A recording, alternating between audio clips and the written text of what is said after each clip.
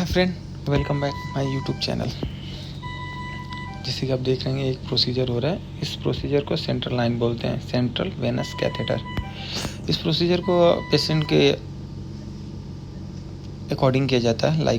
बहुत पेशेंट के वेंस नहीं मिलते हैं, देन हम सेंट्रल लाइन प्रोसीजर कर सकते हैं, जुगलर कर सकते हैं या फिर फ्यूमरल कैथेटर डाल सकते हैं।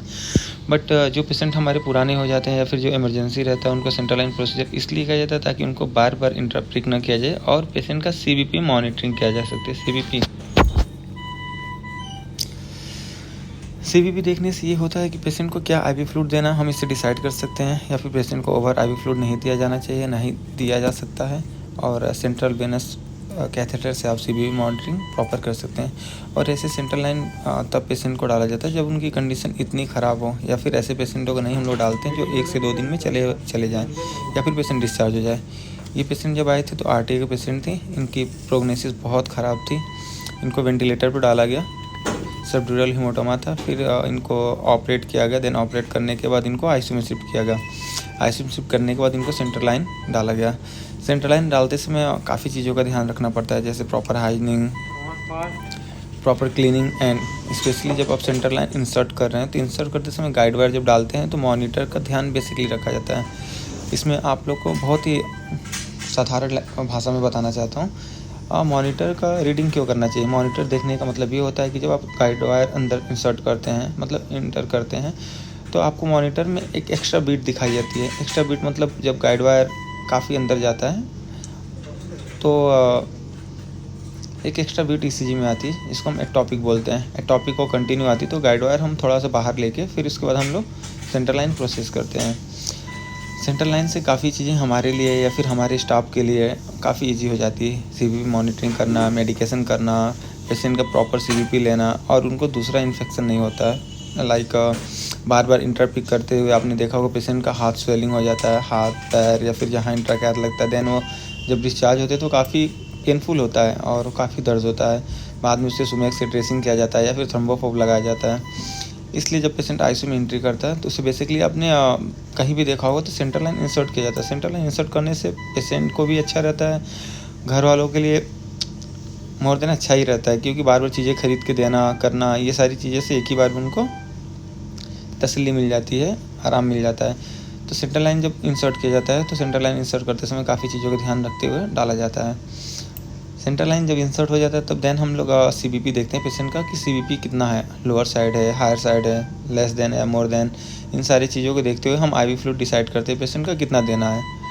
तो ये पेशेंट सर्जरी करके मेरे ख्याल से 4 या 5 डे में पेशेंट का कॉन्शियस लेवल थोड़ा सा बेटर हुआ। जब कॉन्शियस लेवल बेटर हुआ तब इससे मतलब इनको HDU में शिफ्ट किया गया। HDU में शिफ्ट करने के बाद इनका सेंट्रल लाइन रिमूव कर दिया गया।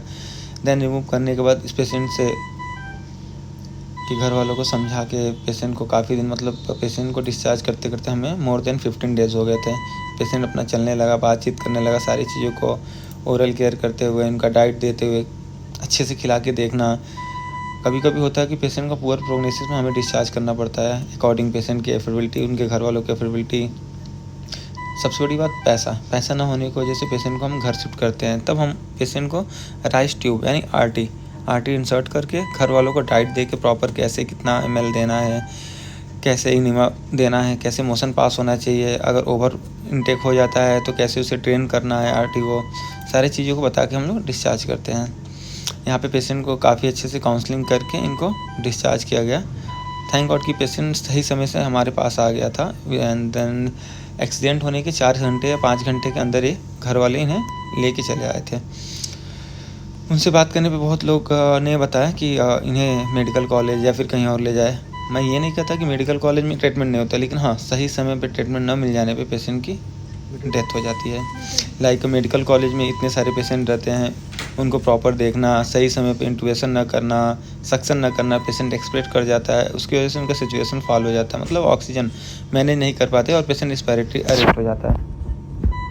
तो बेसिकली घर वालों को मैं हमेशा कहता हूँ ध्यान देना है कि मतलब चीज़ें अगर एफोर्डेबिलिटी है तो मैं हमेशा इस बात से सहमति करता हूँ कि अगर पेशेंट के पास पैसा एफोर्डेबिलिटी है तो वो पेशेंट को जितना जल्दी हो जाए, एक्सीडेंटल पेशेंट को जिनको हेड इंजरी है या फिर अदर ट्रामा इंजरी है, उनको अपने हिसाब से अपने हॉस्पिटल में जो नॉन हो या फिर जो अच्छा हॉस्पिटल हो वहाँ शिफ्ट करना चाहिए, ताकि उनको प्राइमरी ट्रीटमेंट मिल जाए। देन जब आप पेशेंट को लेके इधर-उधर 2-4 घंटे भटकते हैं या फिर थोड़ा-सा डिले करते चलो यहाँ कम पैसा लगेगा, वहाँ ये हो जाएगा, मेडिकल कॉलेज ले चलते हैं, यहाँ चलते हैं, तो वहाँ जाते-जाते पेशेंट की स्थिति ख़राब हो जाती है, ब्लीड काफ़ी बढ़ जाता है और जिससे ब्रेन डेड हो जाता है।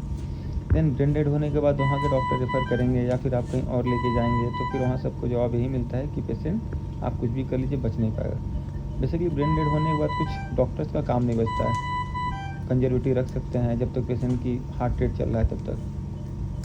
एक चीज़ और इम्पोर्टेंट आपको बतानी थी, अगर कोई डॉक्टर या फिर कोई मेडिकल कॉलेज